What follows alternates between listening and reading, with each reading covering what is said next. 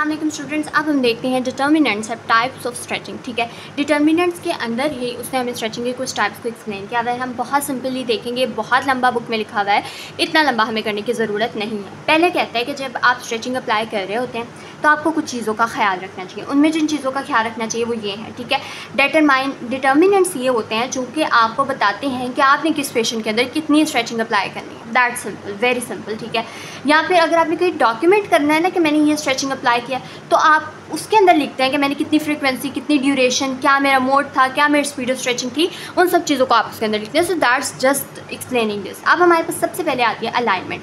कहते हैं कि the muscle that you are stretching should be as relax as possible. Muscle relax होगा तो उसके अंदर जो स्ट्रेचिंग है वो फैसिलिटेट होगी। ठीक है, ये बात तो हमें पता चल गई, इतनी मेहनत से हमने सारा स्ट्रेच रिफ्लेक्स वगैरह पढ़ा, तो ये चीज़ आती है। ठीक है, आपके मसल्स की अलाइनमेंट जो है वो करें। अब देखें, ऐसा नहीं है कि खाली आपके उस पार्ट की या उस मसल की अलाइनमेंट करेक्ट होनी चाहिए। नो, आपको पता है कि मसल्स कनेक्टेड होते हैं, हमारी पूरी बॉडी के हर पार्ट कनेक्टेड होता है। ठीक है, तो वो कहता है कि फॉर एग्जांपल बुक में एग्जांपल ये कि अगर आप रेक्टस फेमोरस का स्ट्रेच करा रहे हैं तो आपको कोशिश करनी है कि जो आप ट्रंक की जो अलाइनमेंट है वो क्या रखें, न्यूट्रल रखें, ताकि आपके ट्रंक के ऊपर कोई मूवमेंट ना आए और मैक्सिमम जो स्ट्रेच है रेक्टस फेमोरस का वो फैसिलिटेट हो सकते हैं। Very simple explanation. ठीक है, नंबर 2 हमारे पास आती है स्टेबलाइजेशन। आपने याद रखना है कि मसल का एक होता है ओरिजिन और एक होता है इंसर्शन। ठीक है, अब ये ओरिजिन और इंसर्शन कहाँ पर होते हैं, आपके किसी बोन के ऊपर पॉइंट्स होते हैं। आपने एक बात याद रखनी है, while performing the stretching one and either the origin और the insertion of your muscle should be stabilised, ताकि स्ट्रेच फोर्स मैक्सिमली आ सके और आपका जो टिश्यू है वो मैक्सिमम स्ट्रेच कर सके। फॉर एग्जांपल अगर मैं ट्रेपीजियस को स्ट्रेच कर रही हूँ तो मैं क्या करूँगी, कोशिश करूँगी कि मैं शोल्डर को या स्कैपुला को स्टेबलाइज कर सकूँ और नेक की मूवमेंट कराऊँ, ताकि मैक्सिमम स्ट्रेच जो है उसके ऊपर फैसिलिटेट हो सके। ठीक है, ये बात आपने याद रखनी है। अब यूजुअली ऐसा होता है कि हम कोशिश करते हैं कि हम प्रॉक्सिमल सेगमेंट को स्टेबलाइज करें, यानी पॉइंट ऑफ ओरिजिन को स्टेबलाइज करें और इंसर्शन उसके अंदर मूव कर दें। ठीक है, बाज़ औक़ात ऐसा होता है कि अगर पर्सन घर में स्ट्रेचिंग परफॉर्म कर रहा होता है तो वो नहीं कर पाता ओरिजिन को स्टेबलाइज, तो वो फिर इंसर्शन को स्टेबलाइज करके भी स्ट्रेचिंग को मूव जो है वो फैसिलिटेट करा सकता है इस जगह पे। Very simple. ये मैं आपको ना बुक से भी दिखाऊंगी, इमेजेस के थ्रू हम लोग को आई होप कि ये चीज़ ज़्यादा क्लियर हो जाएगी। Duration of the stretch. Duration of the stretch में ना 2 बातें आती हैं। एक तो ये कि आपने स्ट्रेच का होल्ड कितनी देर रखा है, फिर ये आता है कि आपने एक मूवमेंट के एक दिन के अंदर, फॉर एग्जांपल मेरा एक सेशन है 30 मिनट्स का, उसके अंदर मैंने कहा कि मैंने 5 मिनट्स की स्ट्रेचिंग अप्लाई करनी है और 5 मिनट की स्ट्रेचिंग ऑब्वियसली मैं कंटिन्यूस एक मसल के ऊपर नहीं कर रही हूँ ना अप्लाई, तो मैंने ये देखना है कि मैंने एक मसल के ऊपर स्ट्रेच का टाइम क्या था, उसके अंदर रिलैक्सेशन का टाइम क्या था और फिर उसके अंदर दोबारा से मैंने स्ट्रेच किस तरह से अप्लाई किया। Basically duration of the stretch इधर it was of 30 seconds, 40 second, जितने भी सेकेंड के लिए मैंने उसको होल्ड करा, 1 minute, so that's the duration of that stretch. एक तो ये बात होगी। दूसरी बात होती है आपके पास टोटल टाइम या ड्यूरेशन। टोटल टाइम या ड्यूरेशन आपको ये बताता है, फॉर एग्जांपल मैंने जी एक वीक के अंदर कितने स्ट्रेचेस, कितने टाइम के लिए स्ट्रेच अप्लाई किया, दैट्स जस्ट दिस। ठीक है, उसके अंदर कुछ भी न्यू नहीं है। स्पीड ऑफ द स्ट्रेच, मैंने जब स्ट्रेच अप्लाई किया मेरी उसकी वेलोसिटी क्या थी, ये चीज़ आपको समझ आती है 3 तरह के स्ट्रेचिंग मैन्यूवर्स को पढ़ने से। ठीक है, उनमें हम लोग टाइप्स में भी देखेंगे, but there is the stretch that is called as ballistic और डायनामिक। एक होता है बैलिस्टिक और दूसरा होता है डायनामिक। ठीक है, बैलिस्टिक स्ट्रेचिंग ये होती है जिसमें आप रैपिडली स्ट्रेच फोर्स अप्लाई होगा, रैपिडली मसल जो है वो स्ट्रेच हो रहा होता है। ठीक है, इस तरह की जो पोजीशन होती है that is called as the ballistic stretching. ठीक है, इसके ऑपोजिट हमारे पास डायनामिक स्ट्रेचिंग भी, इसी की तरह की स्ट्रेचिंग एक डायनामिक स्ट्रेचिंग होती है, बट डायनामिक स्ट्रेचिंग में हमारी वेलोसिटी हम बहुत ज़्यादा नहीं रखते। अगर वेलोसिटी बहुत ज़्यादा हो रही है that is ballistic, so it also depends upon the speed of the stretch. ठीक है, फिर हमारे पास आती है frequency of the stretch, number of the stretch cycles per week और per session, that is called as a frequency. कितनी दफ़ा आपने स्ट्रेच अप्लाई किया, दैट इज़ द आपके पास क्या होती है, frequency of the stretch. Then there is a mode of stretch. अच्छा, स्ट्रेच आपके पास 3 तरह से आप अप्लाई कर सकते हैं। स्ट्रेच हो सकता है मैनुअल में, जैसे कि कोई भी थेरेपिस्ट खुद से अप्लाई कर रहा है या फिर कोई भी पेशेंट है उसका केयर गिवर है, फोर्स मतलब कोई बंदा लगा रहा है। ठीक है, that is a manual stretch.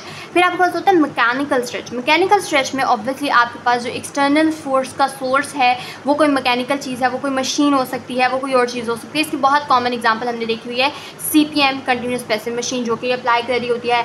On the other hand there is also some हमारे पास कास्ट होती हैं, सीरियल कास्ट होती हैं, ऑर्थोटिक्स होते हैं, जो कि ये चीज़ फैसिलिटेट कर रहे होते हैं। ठीक है, ये चीज़ हमारे पास आ जाती है जो कि क्या कर रहे होते हैं, उसकी वो फैसिलिटेट कर रहे होते हैं, स्ट्रेच फोर्स अप्लाई कर रहे हो। So that is the mode of stretching. ठीक है, एक बार हम बुक से रफली देखते हैं कि हम लोगों ने जो डिटर्मिनेंट्स पढ़े वो हमारी बुक में उन्होंने किस तरह से लिखे हुए हैं। जब हम ये देख लेंगे फिर हमारे लिए जो है ना वो बुक से पढ़ना भी आसान हो जाएगा। Let's see.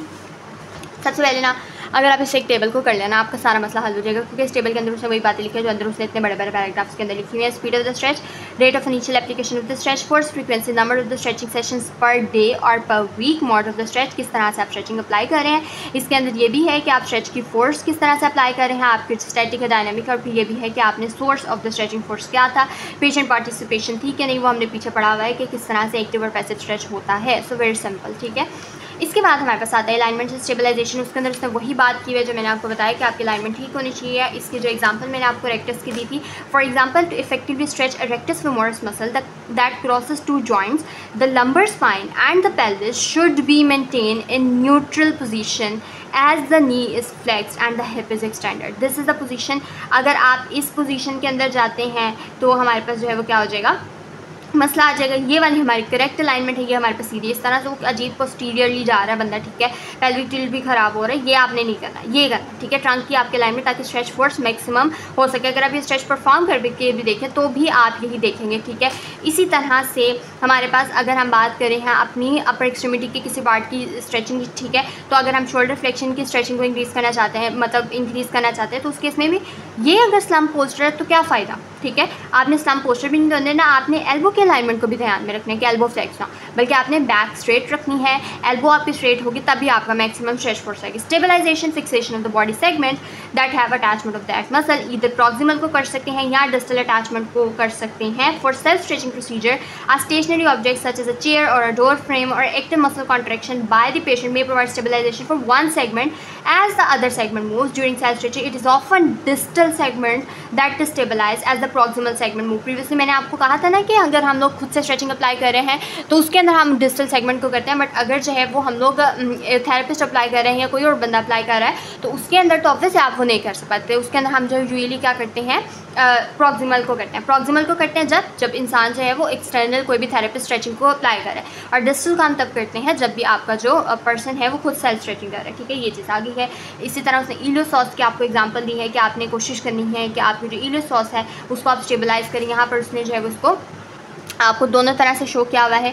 एक के अंदर उसने जो ये हमारे पास जो है वो स्ट्रेच आता है, ये वाला जो स्ट्रेच है ना उसने हम लोग को यहाँ पर शो किया हुआ है कि हमारे पास किस तरह से उसने थेरेपिस्ट ने आकर जो है उसके प्रॉक्सिमल सेगमेंट को स्टेबलाइज किया है और फिर जो है वो आपका डिस्टल सेगमेंट जो है वो मूव कर रहा है, ठीक है। बिल्कुल इसी तरह यहाँ पर अगर आप देखें, यहाँ पर नी फ्लेक्शन इंक्रीज और वो ऑब्वियसली हमें साफ साफ पता चल रहा है कि ये स्ट्रेच किसका है, क्वाड्रिसेप्स का है, रेक्टस का है, एंटीरियर मसल्स का है, तो ये चीज़ आती है। ये वाला स्ट्रेच है, इसके अंदर उसने देखी कि हम लोग सेल्फ स्ट्रेचिंग कर रहे हैं, क्वाड्स की कर रहे हैं, बट हमने स्टेबल किसको किया हुआ है, अपने डिस्टल सेगमेंट को किया हुआ है। फिर हमारे पास आती है intensity, magnitude of the stretch force क्या है। वैसे इंटेंसिटी मैंने पीछे नहीं लिखी क्योंकि उसने जो है ना ये मिस हो गया, बट इंटेंसिटी यही है कि कितनी ज़्यादा फोर्स लगा रहे हैं आप, जो है बहुत ज़्यादा फोर्स लगा के स्ट्रेच कर रहे हैं, बहुत कम फोर्स स्ट्रेच कर रहे हैं। स्ट्रेच को जब हम स्ट्रेच अप्लाई करते हैं ना उसका एक छोटा सा मैकेनिज्म यही होता है कि आपने मसल को जितनी रेंज अवेलेबल है वहाँ तक मूव किया एंड देन आपने थोड़ा सा ओवर प्रेशर दिया एट दैट पॉइंट, तो आप कितना ओवर प्रेशर दे रहे हैं, that is called as stretch force intensity, ठीक है। यूजुअली ऐसा होता है कि अगर आपकी इंटेंसिटी कम है तो आपकी जो है ना वो हमारे पास इंटेंसिटी कम है तो आपके मसल्स के ऊपर लोडिंग भी कम हो रही है, ठीक है।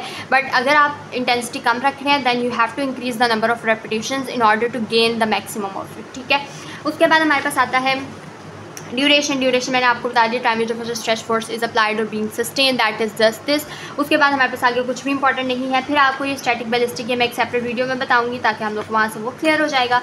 Frequency of the stretch, number of stretch sessions पर मिनट, मोड ऑफ स्ट्रेच, ठीक है, मैनुअल स्ट्रेचिंग था। फिर हमारे पास सेल्फ स्ट्रेचिंग है, ये भी जो है ना हम बाद में एक्स्ट्रा लेदर से डिटेल में पढ़ेंगे, ठीक है। Thank you so much.